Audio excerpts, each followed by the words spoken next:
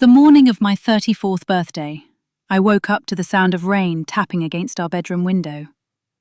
For a few seconds, I lay still beneath the white cotton sheets, listening to the soft rhythm and pretending everything in my life was exactly as it appeared. A beautiful house in a quiet neighborhood outside Boston, a successful husband, a loving family, a birthday dinner planned at one of the most elegant restaurants in the city. From the outside, my life looked polished and complete. But as I turned toward the empty side of the bed, I felt the familiar weight in my chest. Daniel had not come home again. His pillow was untouched. His phone charger was gone. The glass of water I had placed on his nightstand the night before remained full. I reached for my phone and saw a message from him sent at 2:17 a.m. Emergency meeting. Sleeping at the office. Happy birthday. Love you. No heart emoji. No apology. Just 9 cold words. I read the message 3 times. A year earlier, Daniel would have woken me at midnight with flowers, champagne, and some ridiculous song he made up about my age. He would have wrapped his arms around me and said birthdays were not about getting older. They were about being grateful that the person you loved had been born. That man seemed like a stranger now. For the past 6 months, Daniel had changed. He guarded his phone like it contained government secrets. He started taking showers the moment he came home. He bought new clothes, began working late, and suddenly cared about a fitness routine after years of joking that walking from the couch to the refrigerator counted as cardio. Whenever I asked if something was wrong, he gave me the same answer. Work is brutal right now, Claire. I need you to trust me. Trust. It was a word he used often when he wanted me to stop asking questions. I climbed out of bed and walked to the bathroom. The woman in the mirror looked tired despite the expensive skincare products lined up beside the sink. I had spent the previous evening curling my dark hair and choosing a navy dress for the birthday dinner. My mother, Margaret, had insisted on organising everything. You only turn 34 once, she had said. I also only turned 33 once. That year was terrible. We are pretending it never happened. That was my mother. Strong, direct, and impossible to argue with. She had raised me alone after my father died when I was 12. She worked 2 jobs, saved every dollar she could, and somehow made sure I never felt poor, even when we were counting coins at the grocery store. She had never fully trusted Daniel. She was always polite to him, but there was a carefulness in the way she watched him. At first, I assumed it was the natural suspicion of a protective mother. Daniel came from money, confidence, and privilege. My mother came from hard work and survival. They spoke different languages, even when they used the same words. My phone rang just as I started brushing my teeth. It was her. Happy birthday, sweetheart. Her voice was warm enough to soften the ache in my chest. Thank you, Mum. Did Daniel make breakfast? I looked toward the empty bedroom. He had to work late. There was a pause. How late? He slept at the office. Another pause. Longer this time. On your birthday? It was an emergency meeting. Claire. Mum, please. I did not say anything. You said my name in that voice. What voice? The voice you use when you think someone is lying. She sighed. I just want you to have a good day. So do I. Then promise me you will come tonight. I was not planning to cancel. You were thinking about it. I smiled despite myself. How do you always know? Because I gave birth to you. I know when you are lying, even over the phone. I will be there. Good. Wear the blue dress. How do you know about the blue dress? I know everything. Before hanging up, she lowered her voice. And Claire? Yes?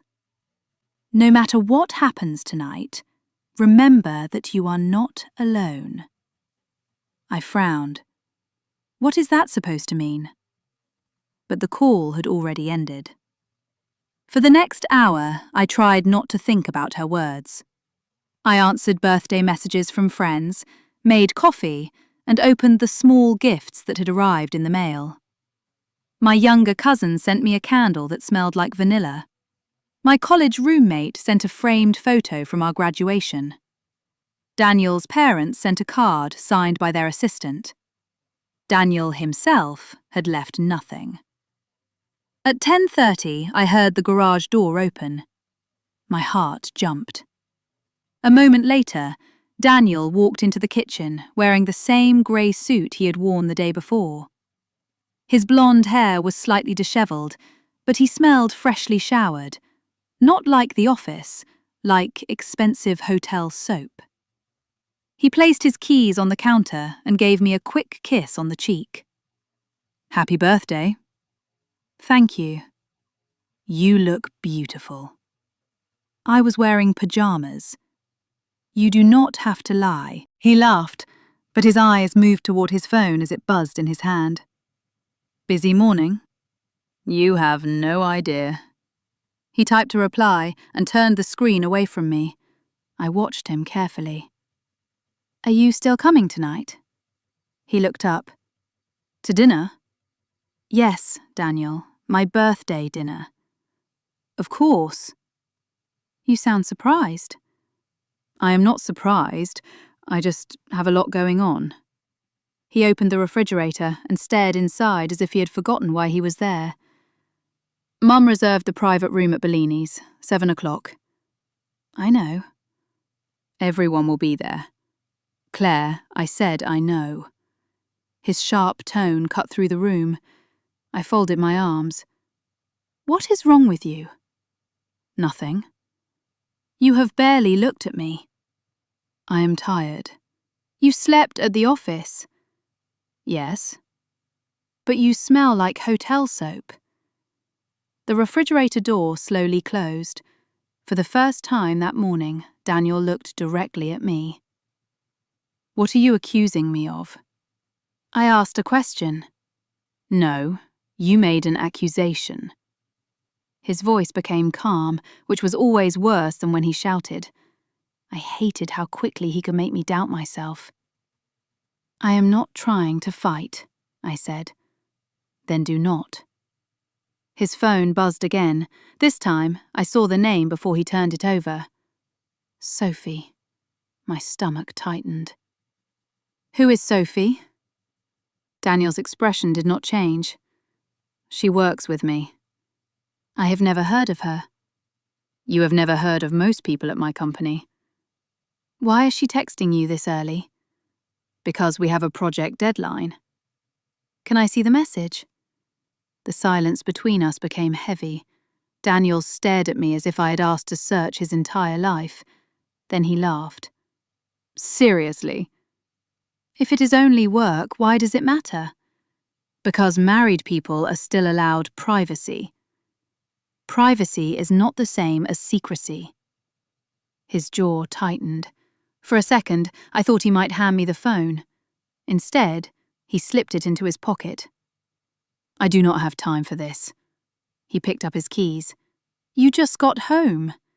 And now I have to leave again. What about breakfast? I'm not hungry. What about me? The words escaped before I could stop them. Daniel froze near the doorway. I hated how desperate I sounded. He turned around slowly. What about you? It is my birthday. I know that. It does not feel like you know. For a moment, something flickered in his face. Guilt, perhaps, or pity. He walked back to me and placed both hands on my shoulders. Tonight will explain everything. I stared up at him. What does that mean? You will see. Daniel, you are scaring me. There is nothing to be scared of. He kissed my forehead, then stepped away. I will meet you at the restaurant. Before I could ask another question, he was gone. I stood in the kitchen long after the garage door closed. Tonight will explain everything. Those words followed me for the rest of the day. At 3 in the afternoon, my best friend, Jenna, came over to help me get ready.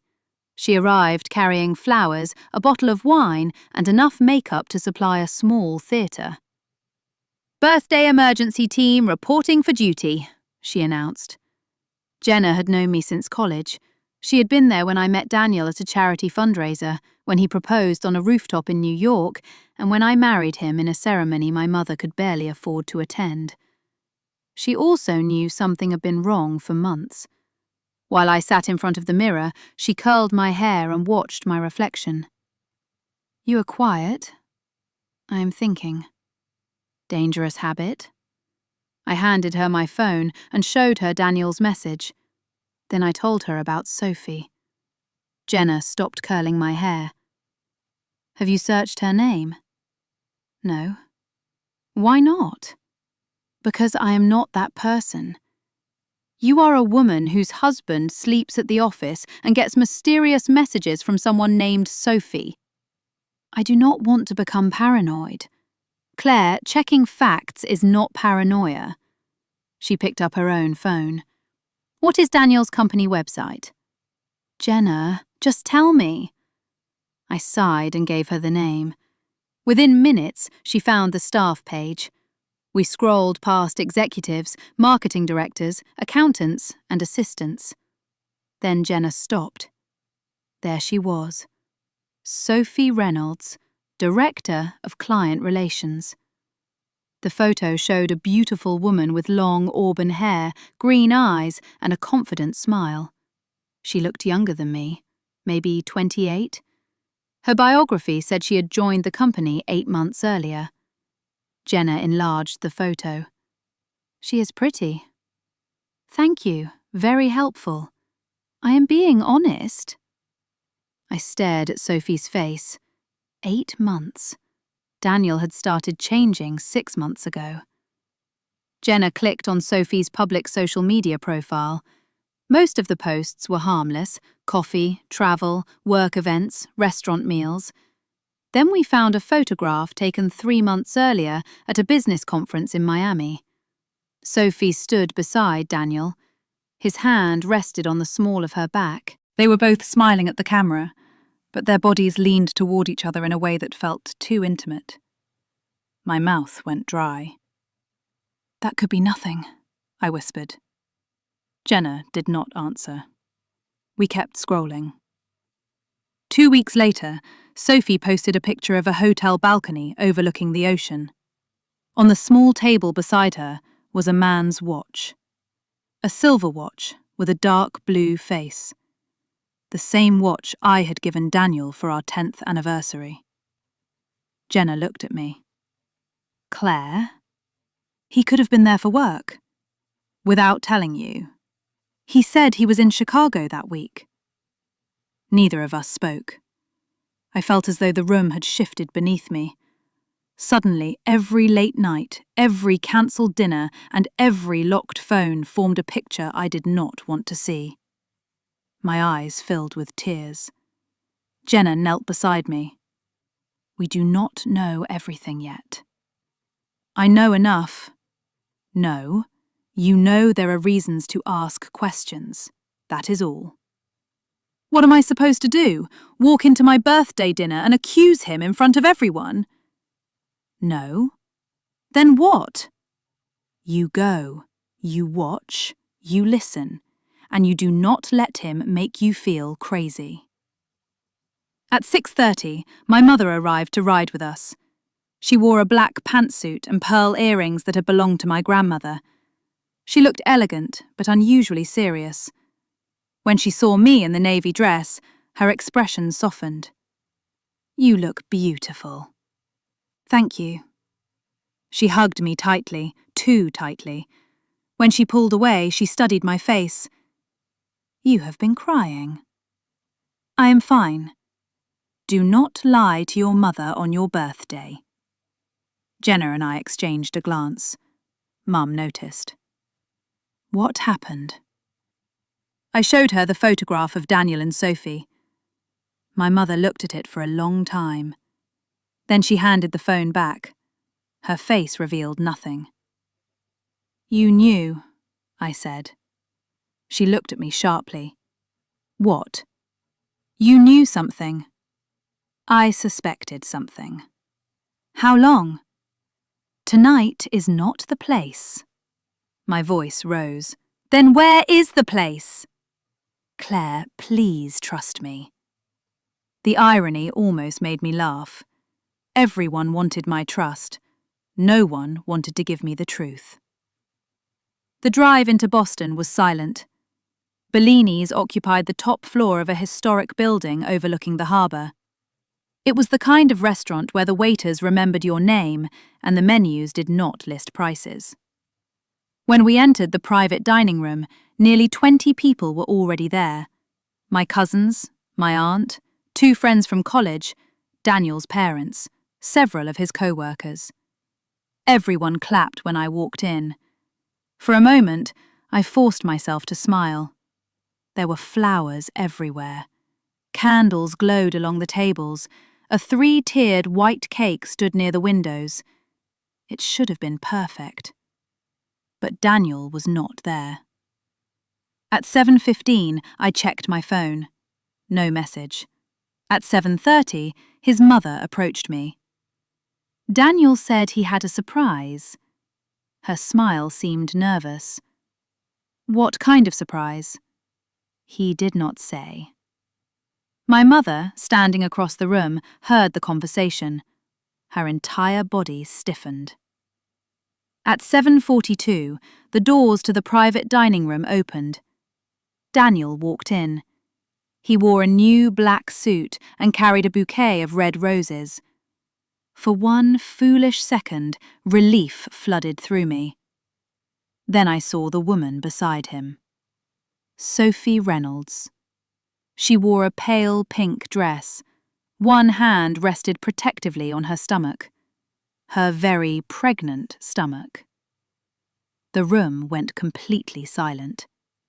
Daniel walked toward me while Sophie remained near the door. He held out the flowers. Happy birthday, Claire. I did not take them. My eyes moved from his face to Sophie's stomach, then back to him. What is this? Daniel looked around the room as though preparing for a presentation. There is no 8 world to say this. Then try. Sophie lowered her eyes. Daniel took a breath. Claire, this is Sophie. I know who she is. His face changed slightly. You do? I saw your conference pictures. Someone behind me gasped. Daniel glanced towards Sophie, then back at me. We did not want you to find out this way. I laughed once. The sound did not feel human. You brought her to my birthday party. I wanted to be honest. Honest? My voice echoed through the room. You have been lying to me for months. Daniel's father stepped forward. Son, perhaps this should be discussions privately. No, Daniel said. Everyone needs to invent. Everyone. As if this were a misunderstanding he could explain.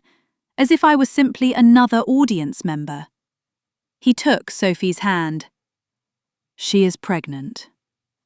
My chest tightened so painfully that I could barely breathe. How far along? Sophie whispered. 6 months. 6 months. The apt length of time Daniel had been distant. The exact length of time I had blamed myself. I looked at my husband of 11 years. Is the baby yours? Daniel did not answer immediately. He did not have to. His silence destroyed the last piece of hopes I had left. Around us, people stared at the floor. My aunt began crying. Jenna moved closer to me. My mother remained perfectly still. Daniel reached for my hand. I stepped back. "Do not touch me." "Claire, I never wanted to hurt you. You brought your pregnant mistress to my birthday. I thought it was better than hiding. You did hide it. I am trying to make things right." "By humiliating me in front of my family?" His expression hardened. "This is not only about you." The words struck harder than a slap. Sophie placed a hand on his arm. "Daniel, maybe we should leave." "No," he said. "We need to finish this." Finish this. As if our marriage were a business meeting running overtime. Daniel reached into the inside pocket of his jacket and removed a white envelope. He placed it on the table in front of me. I already knew what it contained. "Divorce papers?" I asked. His mother covered her mouth. Daniel nodded. "I want us to handle this calmly."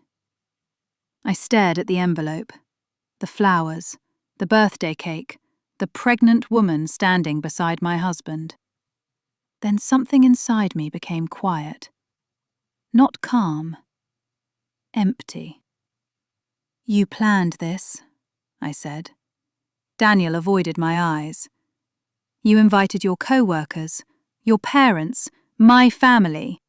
You brought her here because you thought I would be too embarrassed to make a scene." "That is not fair. You wanted witnesses. Claire, you wanted everyone to see you controlling the story." Daniel's face reddened. "This is exactly why I did not tell you sooner. You are emotional." Jenna swore under her breath. I felt my knees weaken. Then a chair scraped loudly against the floor. Everyone turned. My mother stood up. She had been seated at the far end of the table, silent through everything. Now she looked directly at Daniel. Her face was calm, but I recognized the fury in her eyes. It was the same look she had worn when a landlord tried to evict us illegally after my father died, the same look she had worn when a teacher accused me of cheating in high school. My mother did not raise her voice when she was truly angry. She became precise. "Before Claire signs anything," she said, "I think everyone should know what Daniel has been hiding." Daniel's face lost its colour. "What are you talking about?" My mother reached into her handbag and removed a thick brown folder. She placed it on the table beside the divorce papers.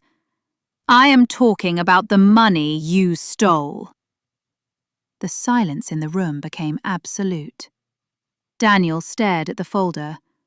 For the first time that evening, he looked afraid. And that was when I realized my husband's affair was not the biggest secret in the room. Daniel stared at the brown folder as if it were a loaded weapon. For the first time since he had entered the restaurant with Sophie on his arm, his confidence disappeared. His shoulders tightened. His lips parted, but no words came out.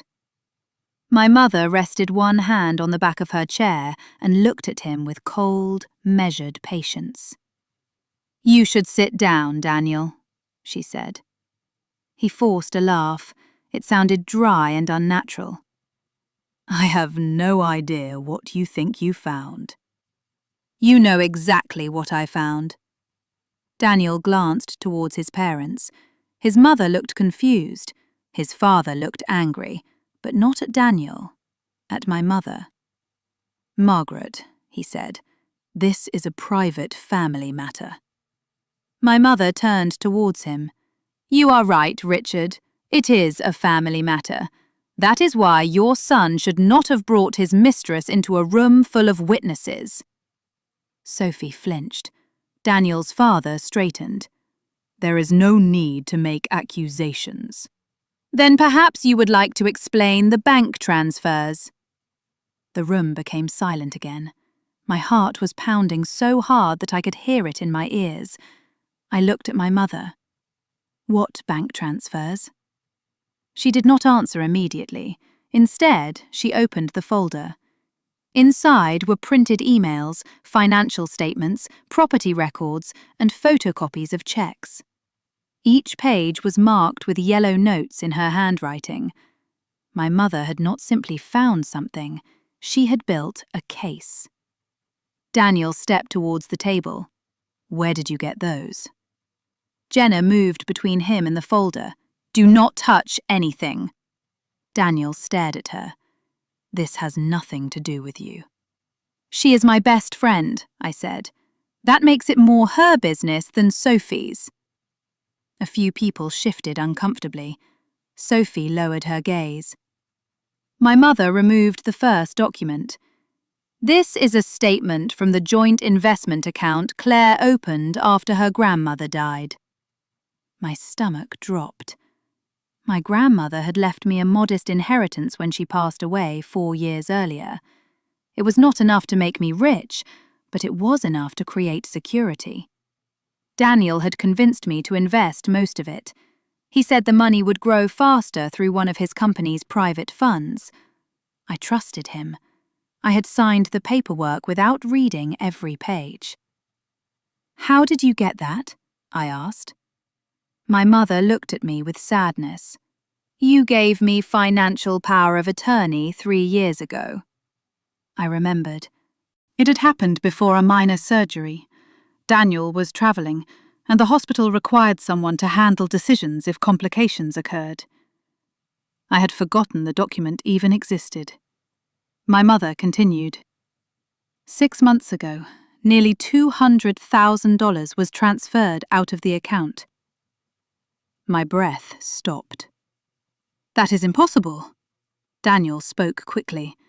It was moved into a higher yield investment. My mother held up another page.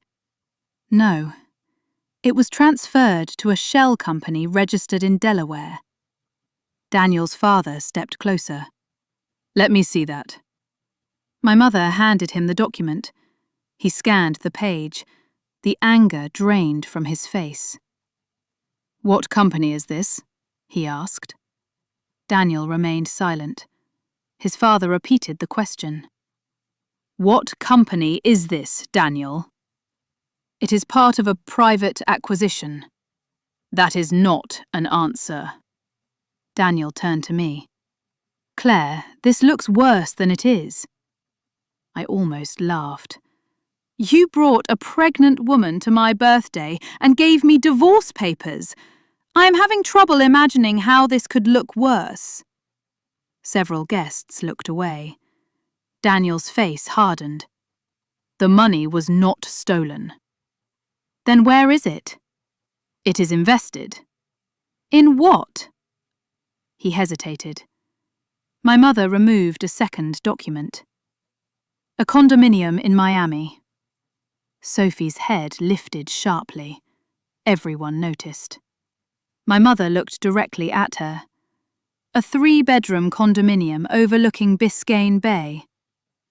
Sophie's face went pale. I do not know anything about that. Really? I swear. My mother slid a photograph across the table. It was a real estate listing.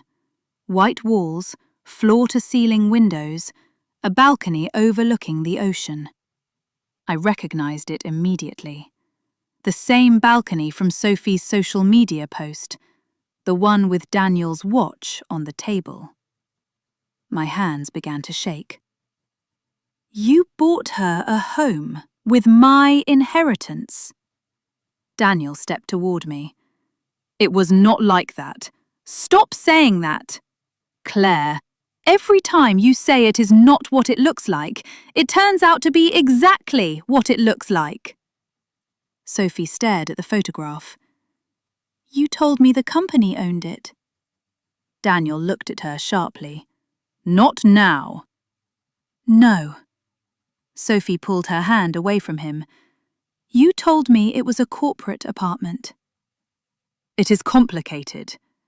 You said you were buying it for the baby. My mother's eyebrows lifted. Daniel closed his eyes. For one brief second, I saw the entire room turn against him. Even his mother stepped away. I looked at Sophie. You knew he was using my money. No. Her voice cracked. I knew he was married. I am not going to lie about that. But he told me you were separated. We slept in the same bed until 6 months ago. Daniel interrupted. Our marriage was over emotionally long before that. I turned toward him. When did you tell me? He said nothing. When did you tell me our marriage was emotionally over? You knew we had problems. We had problems because you were sleeping with someone else. Sophie pressed one hand against her stomach. Her breathing had become shallow. For the first time, I noticed that she looked frightened. Not embarrassed, frightened. My mother watched her carefully. Did Daniel tell you Claire had agreed to a divorce? Sophie nodded slowly. He said she was delaying it because of the house. The house? I asked. Daniel's eyes flashed a warning towards Sophie. She ignored it. He said the house belonged to his family and that you were trying to keep it. A bitter laugh escaped me. The house had been purchased during our marriage, but my name was on the deed. My mother had helped with the original down payment. Daniel's parents had contributed nothing. That is a lie, I said. Sophie looked at Daniel. You told me your father gave you that house. Daniel's father's face darkened.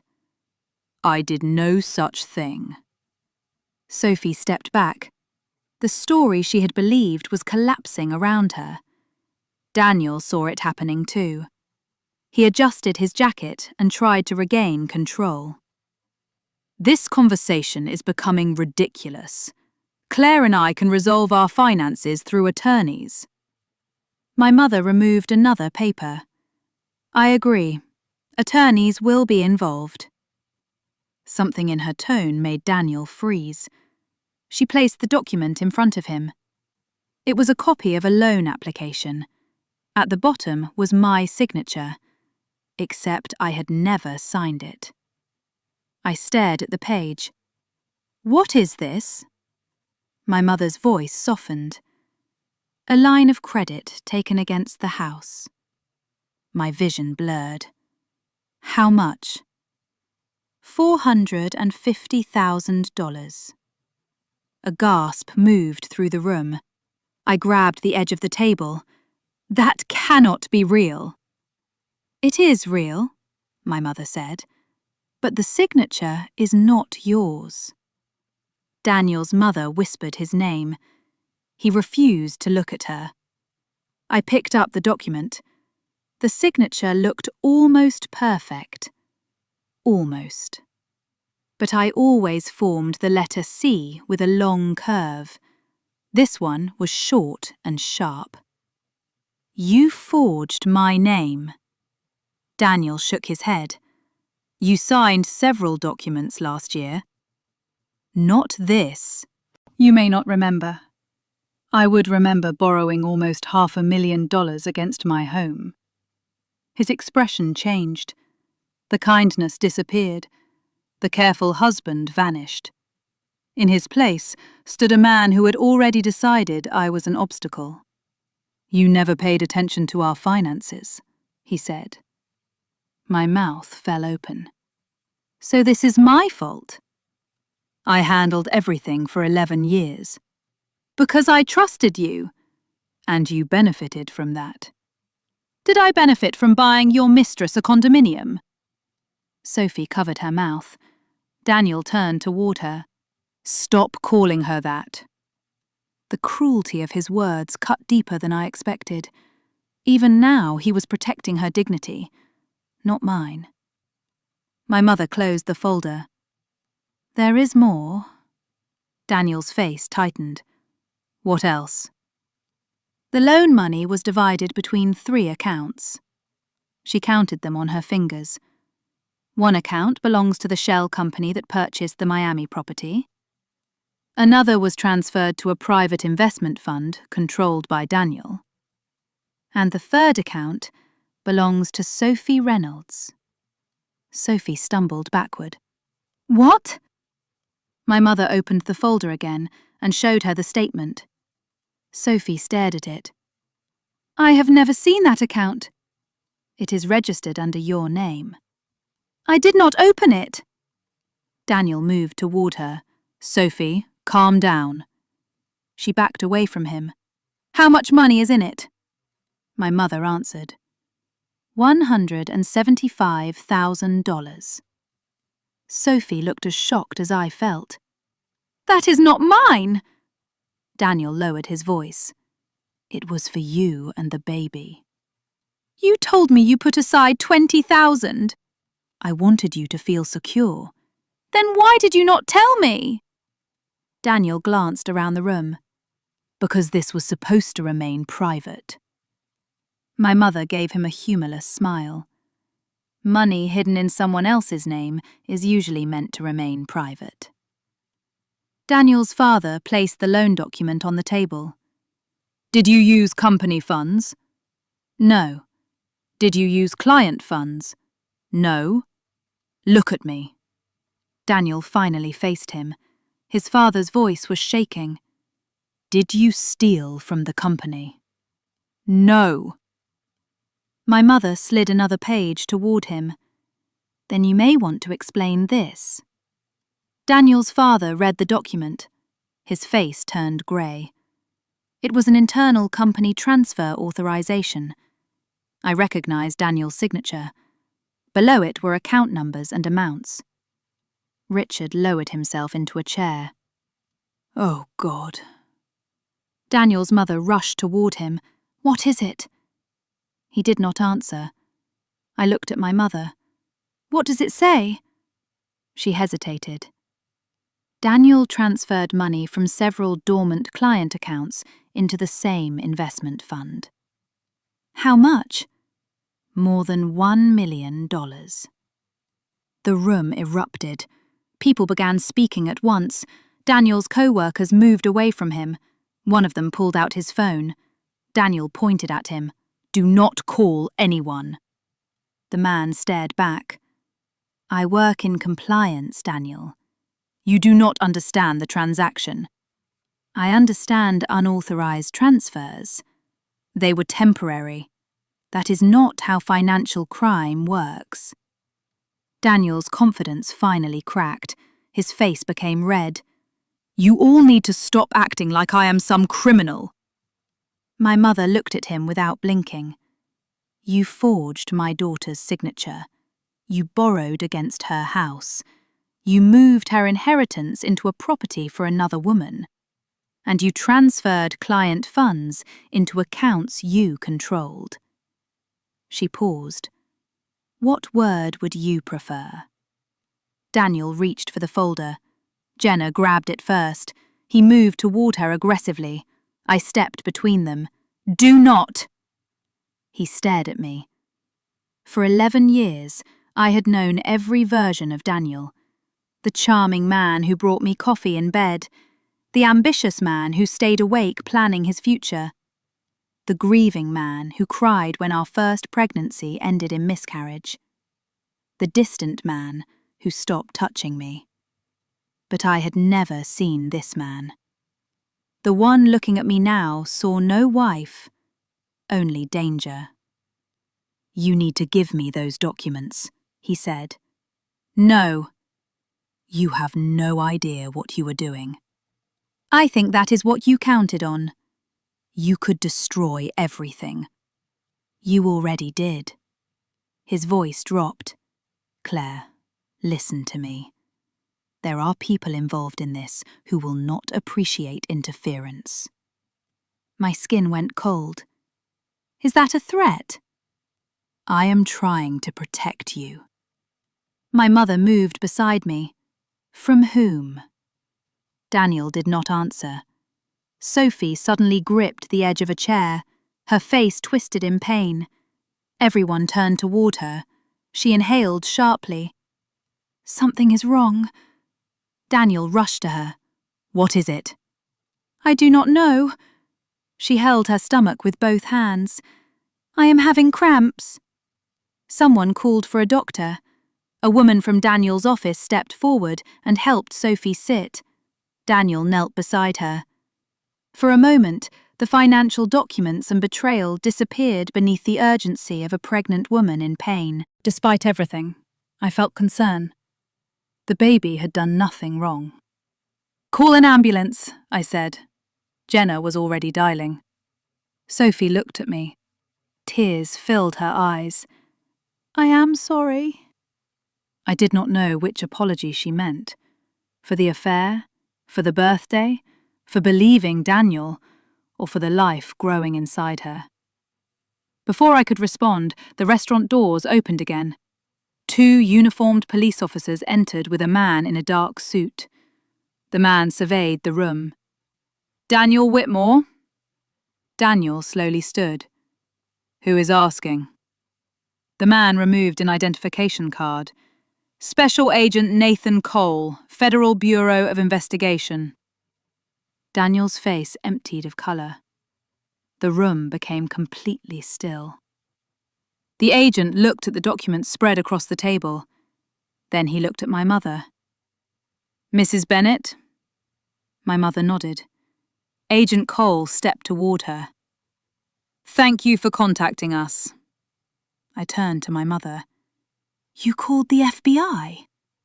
She looked at me. I told you that no matter what happened tonight, you would not be alone. Daniel stared at her with pure hatred. You set me up. My mother's voice remained calm. No, Daniel. You set yourself up. The agent turned toward Daniel. We need you to come with us. Daniel stepped back. Am I under arrest? Not at this time. Then I am not going anywhere. Agent Cole's expression did not change. You may come voluntarily, or we can continue this conversation after obtaining a warrant. Daniel glanced toward the exit. One of the police officers shifted position, blocking his path. Sophie cried out again. At the same moment, paramedics rushed into the room. The private dining room filled with uniforms, voices, medical equipment, and frightened guests. My birthday cake still stood untouched near the window. 34 candles waited to be lit. Daniel looked at Sophie on the floor, then at the federal agent, then at me. For the first time in our marriage, he looked powerless. He stepped close enough that only I could hear him. You think your mother saved you? His voice was barely a whisper. She has no idea what she started. Before I could answer, the agent took him by the arm. Daniel was escorted toward the door. But as he passed Sophie, she reached into her handbag with shaking fingers. She pulled out her phone and looked at the screen. Her expression changed completely. The pain in her face was replaced by terror. She looked directly at me. Claire, she whispered, there is something you need to see. Then she turned the phone toward me. On the screen was a photograph of Daniel standing beside a woman I recognized instantly. My mother. The photograph had been taken only 3 weeks earlier, and beneath it was a message from an unknown number. Margaret knows everything. Make sure she never reaches Claire's birthday dinner. For several seconds I could not understand what I was seeing. The photograph on Sophie's phone showed my mother standing in the parking lot of a small coffee shop. She wore the same beige coat she had bought the previous winter. Daniel stood less than 3 feet away from her. His face was tense. My mother's hand was raised as if she were warning him. The picture had clearly been taken from inside a car. Someone had been watching them. Underneath it was the message: Margaret knows everything. Make sure she never reaches Claire's birthday dinner. My mouth went dry. I read it again, then a third time. Who sent this? I asked. Sophie shook her head. I do not know. When did you receive it? About 20 minutes ago? My mother stepped toward us and took the phone. The moment she saw the photograph, something changed in her face. Not shock. Recognition. You know who sent it, I said. She looked at me. I have an idea. Agent Cole, who had been walking Daniel toward the door, stopped. What is it? My mother handed him the phone. He studied the message while one of the paramedics checked Sophie's blood pressure. Daniel twisted around. What did she show you? Agent Cole ignored him. My mother pointed at the photograph. That was taken 3 weeks ago outside a cafe in Cambridge. I stared at her. You met Daniel? Yes. Why did you not tell me? Because I needed him to believe you knew nothing. Daniel laughed bitterly from across the room. You were never as smart as you thought you were, Margaret. My mother turned toward him. And yet you were the one standing beside federal agents. His face darkened. Agent Cole looked at the officers. Take Mr. Whitmore downstairs. Do not let him use his phone. Daniel resisted. I have rights. And you may exercise them with an attorney. As they led him away, his eyes stayed fixed on my mother. There weighs hatred in them. But beneath the hatred was fear. That frightened me more. When the doors closed behind him, the room seemed to release a breath. Paramedics lifted Sophie onto a stretcher. One of them explained that her pain might be caused by stress, but they wanted to take her to the hospital for monitoring. Sophie grabbed my wrist before they moved her. Her hand was cold. Come with me. I stared at her. What? There are things I need to tell you. You can tell the agents. No. Her eyes moved toward Daniel's parents and co-workers. I do not know who I can trust. My mother studied her carefully. Why should Claire trust you? Sophie swallowed. She should not. The honesty of her answer surprised me. But Daniel lied to both of us, she continued. And I think someone else has been using him. My mother and Agent Cole exchanged a glance. What do you mean? I asked. Sophie looked toward the hallway where Daniel had disappeared. He was scared of someone. I almost laughed. Daniel is not scared of anyone. He was. Her voice trembled. Every time certain calls came in, he would leave the room. He changed his passwords constantly. He kept a second phone hidden in the Miami condo. Agent Cole stepped closer. Where is the phone now? I do not know. The last time I saw it was 2 weeks ago. What kind of phone? Black. No case. He called it his emergency line. My mother folded her arms. Did you ever hear a name? Sophie hesitated. Victor. Agent Cole's expression became unreadable. My mother went still. I noticed both reactions. Who is Victor? Neither of them answered immediately. That was enough to tell me they knew. Mum? She looked at the paramedics. Take Sophie to the hospital. We will follow. Agent Cole nodded. I will arrange security. I stared at him. Security? We do not know whether that message was intended as a threat, an instruction, or both. The birthday room suddenly felt smaller. Every stranger seemed suspicious. Every window felt exposed. My mother placed a hand on my shoulder. "Claire, get your coat." "No." She blinked. "What?" "I am done following instructions without answers. This is not the time. This is exactly the time." My voice shook, but I did not lower it. "My husband stole my inheritance, forged my signature, borrowed against my home, bought his pregnant mistress a condominium, and may have stolen more than $1 million from clients." I pointed towards Sophie's phone. "Now someone is sending messages about stopping you from reaching my birthday dinner, and both you and a federal agent clearly recognize the name Victor." I stepped back from her. "So no, Mum. I am not getting into another car until someone tells me what is happening." My mother stared at me for a long moment. Then she nodded. "You were right." Agent Cole glanced around the private room. "This is not a secure location." "Then give us 5 minutes," she said. He did not like it, but he agreed. The remaining guests were asked to leave through the main restaurant exit. Daniel's parents went with an officer to answer questions.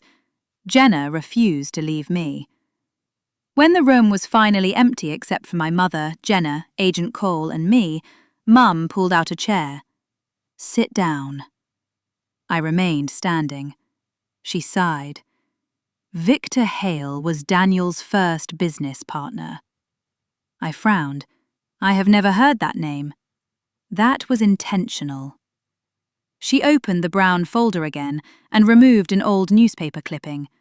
The headline read, "Young Investor Cleared in Boston Fraud Investigation." Below it was a photograph of 2 men leaving a courthouse. One was Daniel, nearly 15 years younger. The other was a broad-shouldered man with dark hair and a scar near his right eyebrow. Victor Hale. I read the article quickly. A small investment firm had collapsed after clients lost more than $8 million. Investigators suspected unauthorized transfers and false account statements. Daniel had been questioned but never charged. Victor disappeared before the case reached trial. The article was dated 3 years before I met Daniel. I looked at my mother. "You knew about this?" "Not when you married him." "When did you find out?" 6 months ago. The same answer again. 6 months. Everything had begun 6 months ago. How? She took out another document. It was a letter addressed to her. No return address. Inside was a single typed sentence. "Your daughter's husband has started moving money again." Attached were copies of bank transfers from my investment account. "I thought it was a scam," Mum's cycle. Then I checked the account. "You could have told me." "I wanted to, but you did not. I needed proof." "You always say that." "Because Daniel was good at making you doubt yourself." The truth hurt because she was right. My mother continued. "I contacted Nathan." Agent Cole nodded. "We began reviewing Daniel's transactions. At first, we believed he was acting alone." "But he was not?" Jenna asked. "We do not know." I looked at the newspaper photograph. Victor came back. Agent Cole chose his words carefully. "We believe someone using Victor Hale's old network has been moving money through companies connected to Daniel." "Do you know whether Victor is alive?" "No confirmed records for more than 12 years. "That is not an answer. It is the only one I can give you." My mother touched the edge of the clipping. "The man I met outside the cafe 3 weeks ago was not Daniel by accident." "What do you mean?" "He contacted me." "Daniel did?" "Yes." She looked down at her hands. "He knew I had found the transfers." I remembered the photograph, her raised hand, his frightened expression. "What did he say?" He asked me to stop. Stop what? Looking into the accounts. Did he threaten you? Not exactly. My mother glanced at Agent Cole. He said nothing. What does that mean? I demanded. He said people would get hurt if I continued. Which people? You. The word landed heavily. I felt Jenna move closer to me. My mother continued quietly. He said he could return the money if I gave him time. You believed him? No. What else? He said the affair with Sophie was not part of the plan. I stared at her. What plan? He would not explain.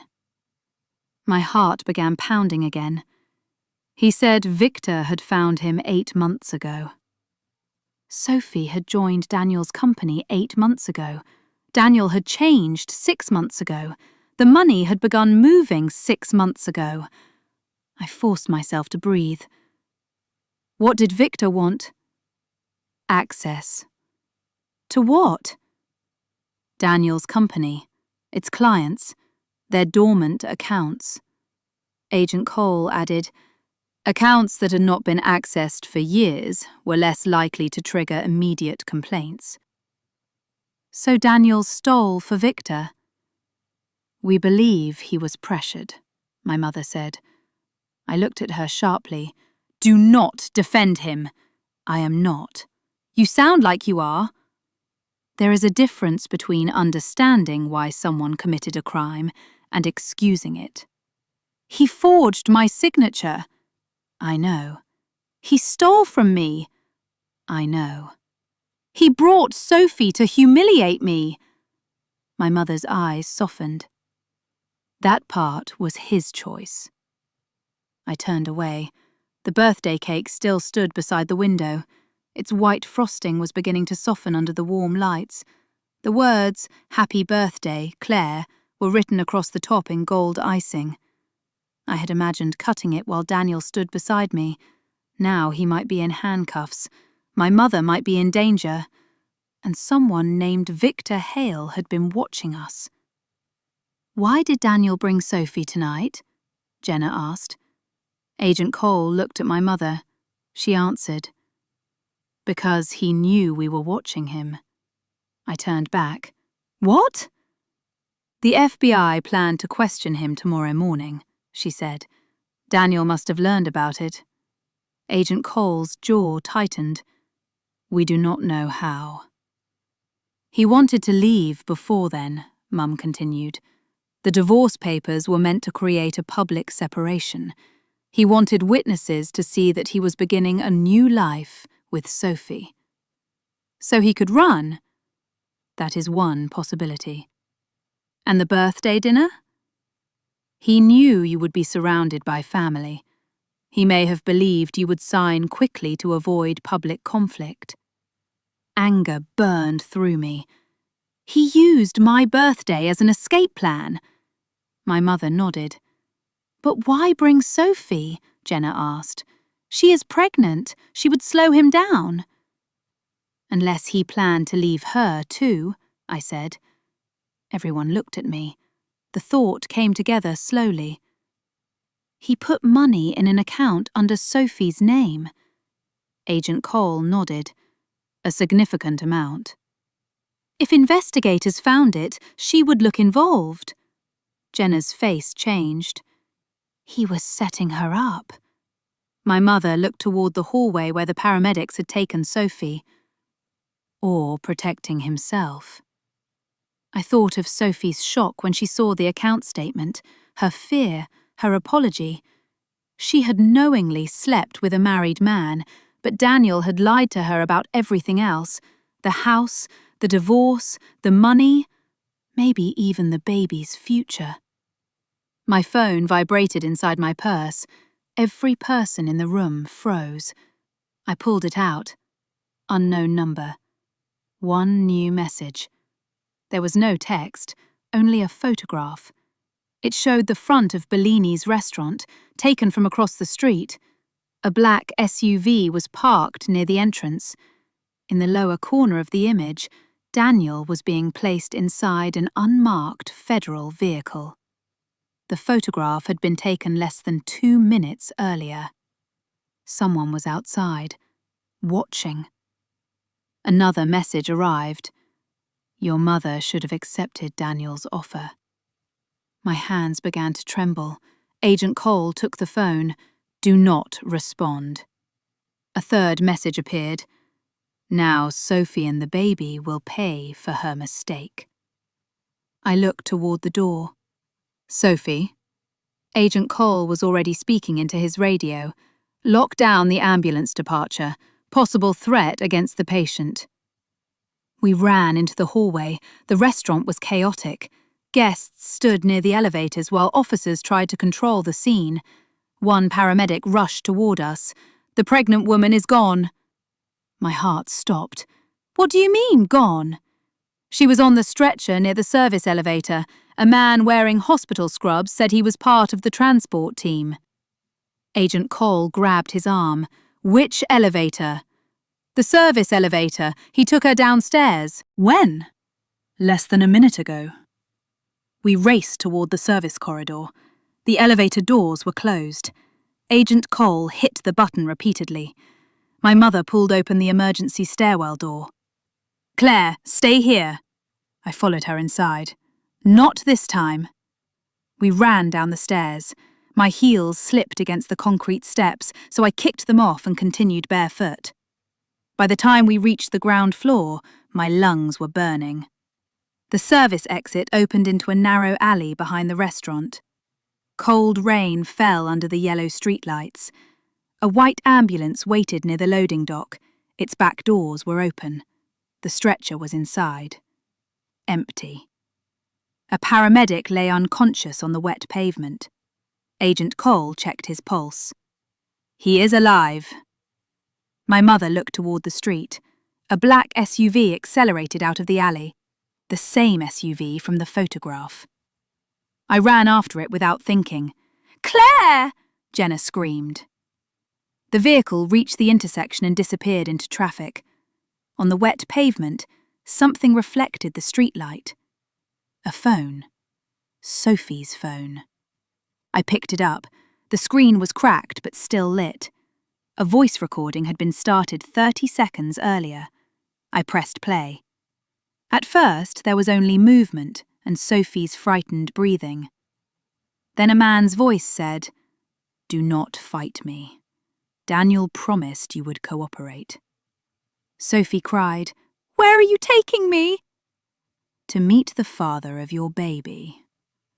My blood turned cold. Then Sophie said something so quietly that I had to replay it. Daniel is the father. The man laughed. No, Sophie. He never was. The recording ended. I stared at the phone. My mother looked at me. Agent Cole slowly stood. No one spoke. The implication was too terrible. If Daniel was not the father, then either Sophie had lied from the beginning, or someone had manipulated her just as carefully as Daniel had manipulated me. A new message appeared on the cracked screen. This one was addressed to Sophie. Tell Claire to ask her mother what really happened to her father. I looked up. My mother had seen it. All the strength left her face. For the first time in my life, Margaret Bennett looked terrified. My father died in a car accident, I whispered. She did not answer. Mum? Rain ran down her face like tears. I stepped toward her. What really happened to Dad? She closed her eyes. When she opened them again, I already knew the answer would change everything. Your father's death was not an accident, she said, and Victor Hale was there the night he died. The ambulance doors slammed shut behind Sophie. I climbed in beside her while the paramedic checked the baby's heartbeat. For several terrifying seconds, none of us spoke. Then, the tiny heartbeat filled the ambulance, strong, steady. Sophie closed her eyes and burst into tears. "I thought I lost the baby." The paramedic smiled gently. "Your baby is stressed, but the heartbeat is perfect." Only after he stepped toward the driver's cabin did Sophie look at me. "I'm sorry." I didn't answer. She shook her head. "No, not just for tonight." "I've been lying to you since the day we met." I folded my arms. "You knew he was married." "Yes." "You slept with my husband." "Yes." "You smiled at me tonight while carrying his child." She wiped her tears. "I believed everything he told me." I laughed bitterly. So did I. For the first time, we weren't enemies. We were two women sitting in the same ambulance, both realizing we had loved the same liar. For nearly an hour, Sophie told me everything. Daniel rented the Miami condo. He promised they would move there after the divorce. He showed her fake emails, fake court documents, fake conversations. He even hired someone to pretend to be his attorney during phone calls. Every lie was carefully prepared, every detail believable. My heart hurt, not because I felt sorry for Daniel, because I realized how much effort he had invested into destroying two women's lives. "There is something else."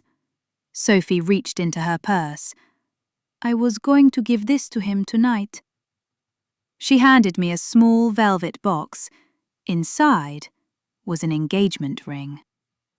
I stared at it. "He proposed." She nodded. "Last week." "What did he say?" "He said the divorce would be final after your birthday." My birthday. He had planned every second. Humiliate me, hand me divorce papers, then ask another woman to marry him, all in one evening. At that moment, my phone rang.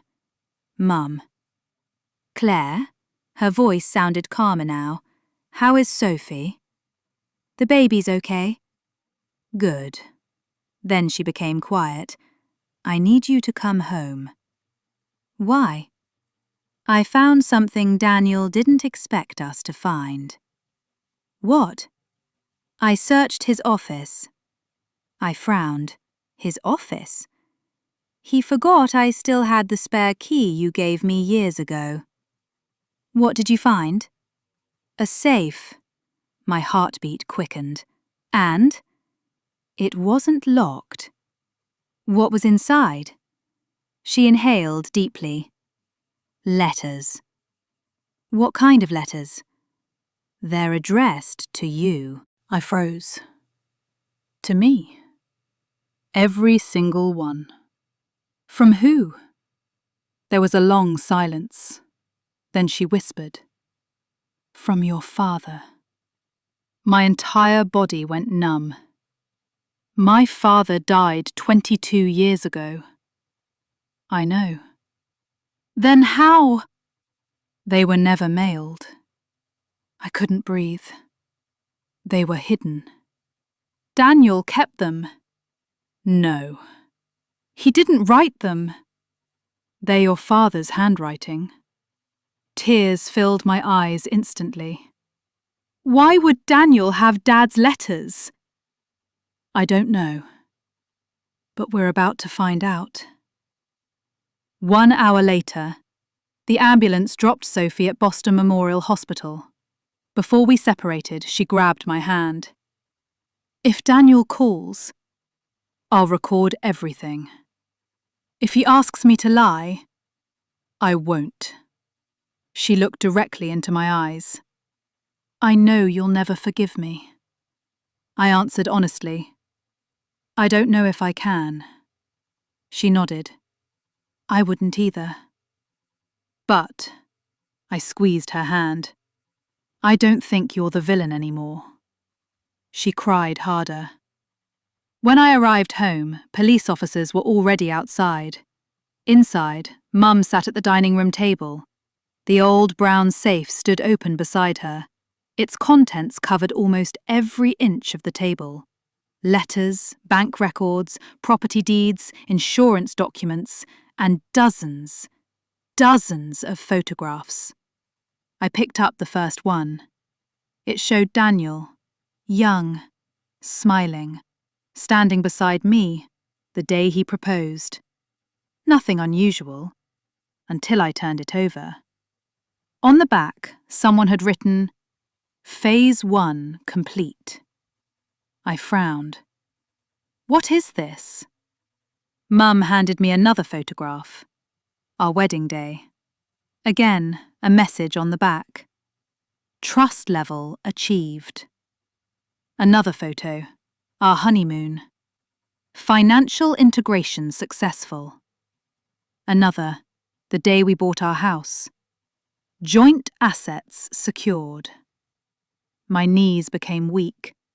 Every important memory of my marriage had been labelled, catalogued, like steps in a business plan. Not a love story, a project. I looked at Mum. What am I looking at? She slowly slid one final document toward me. It was a notebook. Daniel's handwriting covered every page. Across the first page, only 5 words were written. Operation Claire Bennett. I stared at the title. My hands began to shake. What is this? Mum whispered. I think your marriage was never an accident. I couldn't take my eyes off the notebook. Operation Claire Bennett. The words didn't belong in a husband's journal. They belonged in a business file or a criminal investigation, not in the home we had shared for 11 years. My hands trembled as I opened the first page. There were dates, lists, observations, budgets. Every page looked more like a strategy report than a diary. The first entry was dated almost 12 years earlier. Target identified through Bennett Foundation Charity Gala. I frowned. The Bennett Foundation. My grandfather had created it decades before he died.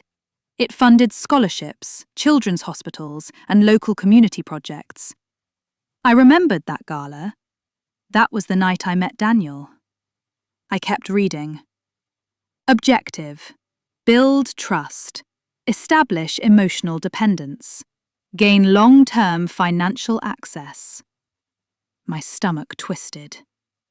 No, I whispered. No. Jenna stepped beside me. Claire. I turned another page. There was a checklist. Checkmark. Learn her interests. Meet her mother. Gain family's approval. Encourage joint financial planning. Delay separate legal advice. Every checkmark felt like another knife. I wasn't reading about a marriage. I was reading about a plan. A plan that included me. Tears blurred my vision. I loved him, I whispered. I actually loved him. Mum walked over quietly. You loved the man he pretended to be. I looked at her. Did any of it mean anything? She didn't answer immediately. I think parts of it eventually became real. I laughed through my tears. You still believe he loved me? I believe people are complicated. I don't. Not anymore. We continued reading. Most of the journal focused on finances, investment schedules, property values, insurance policies, retirement accounts. Then, one page was different. Only one sentence filled the center. Unexpected complication. Fell in love with the target. I froze. So, I whispered. He did. Mum read it over my shoulder. He wrote that 6 years after your wedding. I stared at the ink. Daniel had written those words. Not for me. For himself. Jenna folded her arms. It doesn't erase everything else. No, it didn't. But somehow it hurt even more. Because if he had truly loved me, then he had chosen to betray me anyway. The next pages became darker. Financial pressure increasing. Need additional liquidity. Victor demanding repayment. The name appeared again. But terms, words mysterious. It wasn't dramatic. It was simply another debt, another excuse, another bad decision. Daniel hadn't started as a monster. He had become one. One lie had required another, then another, until he no longer remembered who he really was. The front door suddenly opened. Every officer in the house reached for their radios. Agent Cole walked inside. Behind him was Daniel, handcuffed. His expensive suit was wrinkled. His hair was soaked from the rain. He looked exhausted. He saw the notebook immediately. His face turned white. "No," he whispered. Agent Cole placed him in a chair. "You asked to speak with your wife before formal questioning." Daniel looked at me. "I never wanted you to see that." I laughed bitterly. "You wrote it." "I know." "You planned our relationship." "I did." "You lied from the first day." "Yes." Silence filled the room. Finally, he looked down. "I'm sorry." The words sounded sincere, but they arrived 11 years too late. "Why?" I asked quietly. "Tell me the truth." He closed his eyes. "I met you because of the foundation." "I know." "My company was collapsing." "I know." "I thought if I became close to you, I could secure investors. So I was an investment." He nodded slowly. "At first." The words nearly broke me. At first? I didn't expect to fall in love. "When did you?" "The day your father—" He stopped himself. "My father?" He looked at Mum, then back at me. "The day you cried in front of your father's grave." My breathing slowed. "I realized you weren't pretending." "You were." He nodded. "I wanted to stop." "But you didn't." "I couldn't." "Because of money?" He looked away. "Because I was already trapped." Agent Cole leaned against the wall. "Explain." Daniel sighed deeply. "I owed nearly $3 million. Mum looked shocked. "So much?" "I covered losses." "With stolen money?" "At first, no." "When did that change?" "The year after Claire's grandmother died." I felt sick. "My inheritance?" "I borrowed it." "You stole it?" "I planned to return every dollar." "You bought a condominium?" I panicked. I stared at him. "You could have told me." I was ashamed.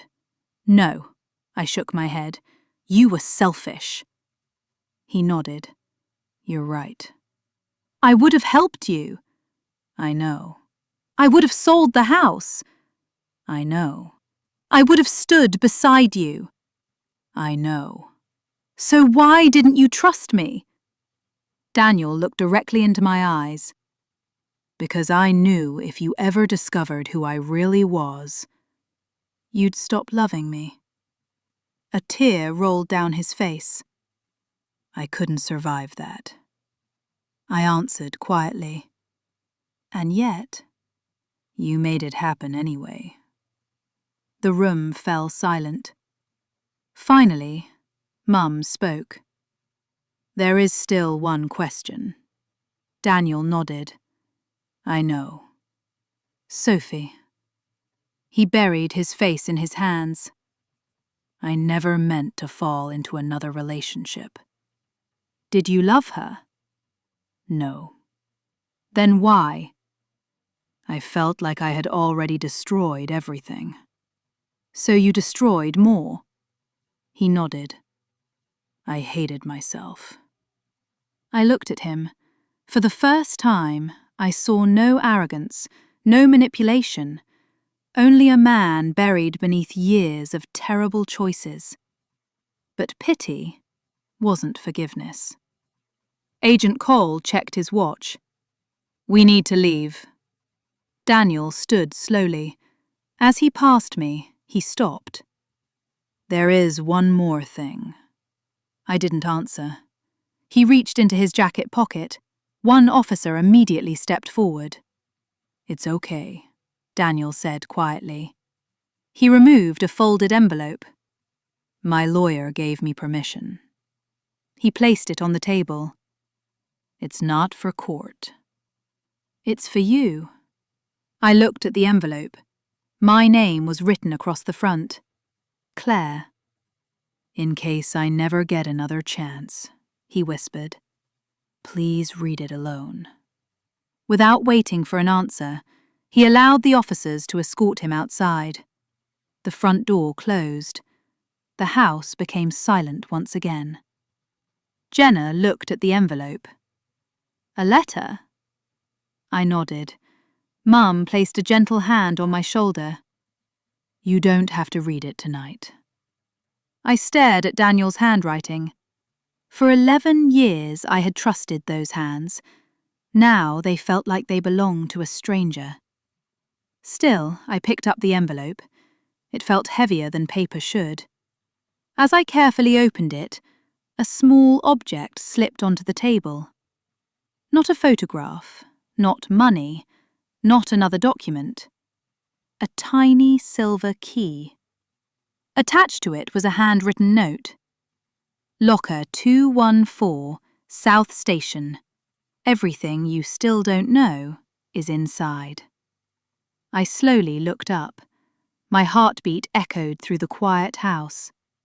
If Daniel was telling the truth, the basic secret of all had never been kept inside our marriage.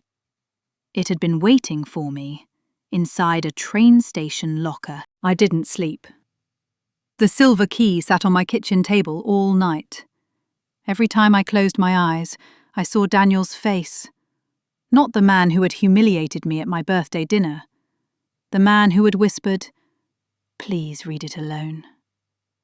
By sunrise, I had made my decision. I want to open the locker. Mum nodded. So do I. Jenna grabbed her car keys. Then let's go before anyone else gets there. South Station was already crowded. People hurried toward trains with coffee cups in one hand and suitcases in the other. No one noticed the 3 women walking through the terminal with hearts pounding in their chests. Locker 214 stood near the back wall. It looked completely ordinary. A scratched grey metal door, nothing more. I slipped the key into the lock. For a moment, I couldn't turn it. My hands were shaking too badly. Mum gently placed her hand over mine. Whatever is inside, you won't face it alone. I nodded. Then I turned the key. The lock clicked. Slowly, I opened the door. Inside sat a single black backpack. Nothing else. I lifted it onto a nearby bench and unzipped it. The first thing I found was a thick envelope. Across the front, in Daniel's handwriting, were the words, "For Claire only." I took a deep breath and opened it. The letter began, "Claire, If you're reading this, then everything has already fallen apart. You probably hate me. You have every right to. But there are things you deserve to know. Tears filled my eyes before I reached the second page. Nothing excuses what I did. I lied. I cheated. I betrayed the only person who ever truly believed in me. I don't expect forgiveness. I only hope you eventually find peace. I swallowed hard, then I kept reading. I have signed every document needed to transfer the Miami condominium to be sold immediately. Every dollar from that sale belongs to you. My attorney also has instructions to surrender every account still under my control. Your inheritance can never truly be restored, but I have done everything legally possible to repay it. Mum quietly wiped away a tear. Jenna squeezed my shoulder. Under the letter was another folder. This one contained signed legal documents, property transfers, bank authorizations, statements, everything Daniel had promised. Agent Cole had been right. Daniel had finally stopped trying to protect himself. Then I found another envelope. This one was addressed to Sophie. I hesitated.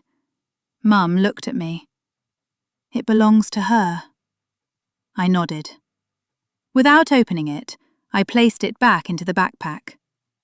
There was also a small velvet pouch. Inside was my wedding ring. I stared at it silently. Daniel had removed his own ring months ago. Mine had remained on my finger until the night of my birthday. Now, both rings were finally apart, exactly like us. I closed the pouch. I don't need this anymore. At the very bottom of the backpack, there was one last item, a flash drive. Jenna looked at it. What do you think is on it? I don't know, Mum answering quietly. I think we should let the FBI open it first. For once, I agreed without arguing. Later that afternoon, Agent Cole met us at his office. He inserted the flash drive into an isolated computer. The screen filled with folders, accounting files, emails, contracts, thousands of documents. Then, one folder caught his attention. Its title read, Recorded Calls. Agent Cole clicked it. The first recording began playing. Daniel's voice filled the room. I can't keep doing this. Another man's voice answered, cold, calm. You don't have a choice. I've already paid you. You paid part of it. My wife is asking questions. Then make sure she stops asking. Daniel sounded terrified. I won't hurt her. You don't have to. The recording ended. Agent Cole looked at us. This confirms coercion. He paused, but it does not erase his crimes. I nodded. I understand. For the first time since everything began, I truly did. Daniel had been manipulated, but every betrayal against me had still been his decision. 3 months later, the courtroom was full. Daniel entered wearing a plain navy suit, no expensive watch, no confidence, no smile. He looked older, much older. When our eyes met, he quietly nodded. I nodded back. Nothing more. The prosecutor spent hours presenting evidence, forged signatures, fraud, unauthorized transfers, tax violations, the recordings from the flash drive, the documents from locker 214. Everything. Daniel never interrupted. When the judge finally asked whether he wished to speak, he stood. I accept responsibility. His voice echoed through the courtroom. I spent years blaming pressure, debt, fear, everyone except myself. He looked directly at me. The greatest crime I committed was against the woman who trusted me. Silence filled the courtroom. I stole money. But before that, I stole 11 years of your life. I felt tears in my eyes, not because I wanted him back, because, for the first time, he was telling the truth, the whole truth, without asking for anything in return. The judge thanked him and announced that sentencing would take place the following week. As officers escorted Daniel away, he turned once more. I hope one day you smile again. Then he disappeared behind the courtroom doors. I realized something unexpected. For the first time in months, I wasn't angry. I wasn't broken. I was free. 1 week later. The courtroom was silent. Daniel stood before the judge with his hands folded in front of him. Gone was the confident businessman I had married. In his place stood a tired man who finally understood that every decision has a price. The judge looked down at the file. Mr. Whitmore, you pleaded guilty to multiple counts of fraud, forgery, wire fraud, and financial theft. Daniel nodded. Yes, Your Honor. You also cooperated extensively with investigators, surrendered hidden assets, and helped recover funds belonging to your victims. Yes. The judge paused. That cooperation does not erase the damage you caused. Daniel lowered his eyes.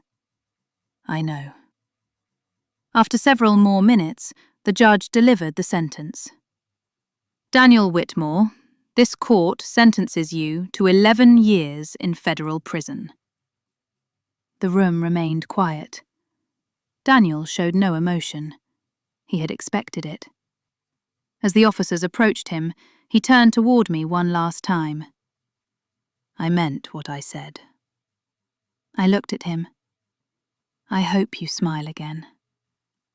For the first time since our marriage ended, I answered calmly. I already have. A faint smile crossed his face, not because he had won, because he knew I finally would. Then he was gone, forever. Over the following months, life slowly became quieter. The Miami condominium was sold. Every dollar recovered from Daniel's remaining assets was returned through the court process.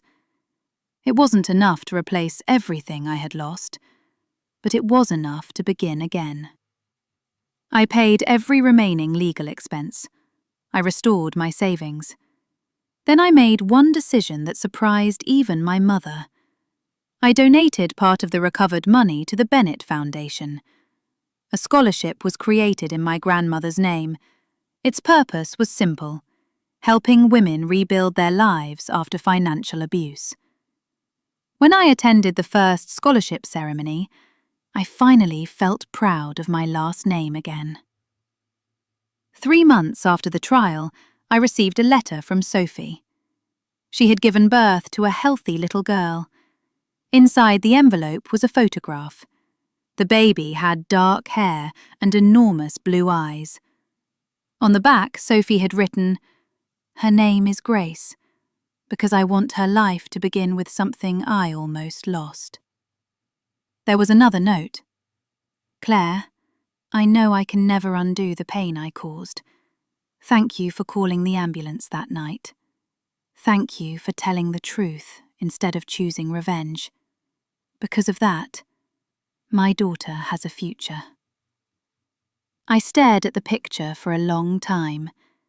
Then I smiled. Not because everything had been forgotten, because forgiveness and reconciliation are not always the same thing. I chose peace, not friendship. A few weeks later, Mum and I visited Dad's grave together. The autumn leaves covered the ground. She placed fresh flowers beside the headstone. "I'm sorry," she whispered, "for everything I couldn't protect." I took her hand.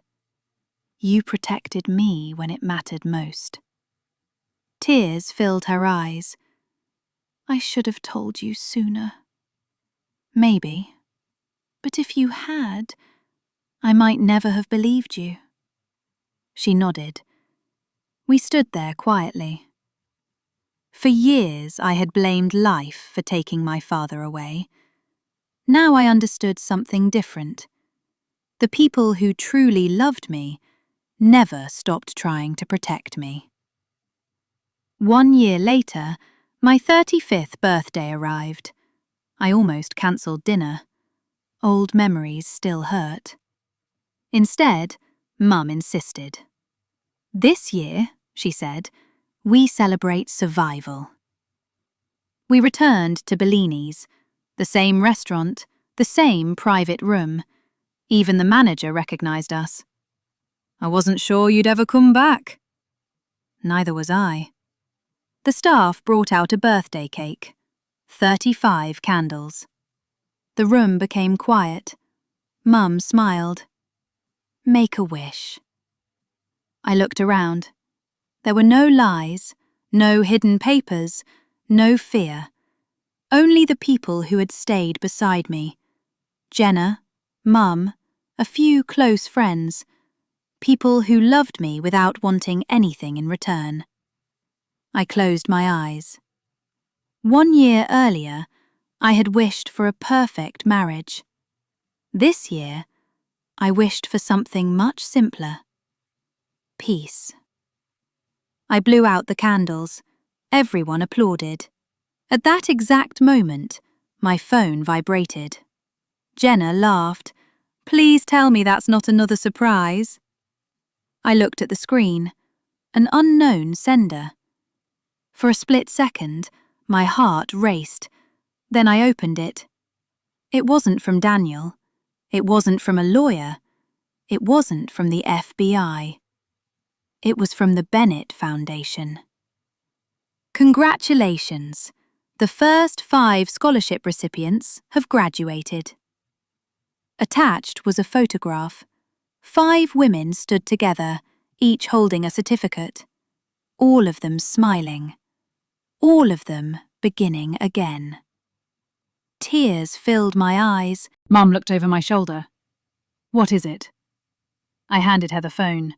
She smiled. "Your grandmother would have loved this." I nodded. So would Dad. For the first time in years. When I thought about the past, it no longer hurt more than it healed. I finally understood something that no courtroom, no judge, and no amount of money could ever teach me. Sometimes justice is not getting your old life back. Sometimes justice is discovering that the life waiting ahead is better than the one you lost. I stood and lifted my glass. "To second chances," I said. Jenna raised hers. "To truth." Mum smiled through tears. "To family." Our glasses touched, not loudly, just enough to remind me that broken things can still create beautiful sounds. And as I looked around the table, I realized something that once seemed impossible. My husband had destroyed my marriage. He had not destroyed my future.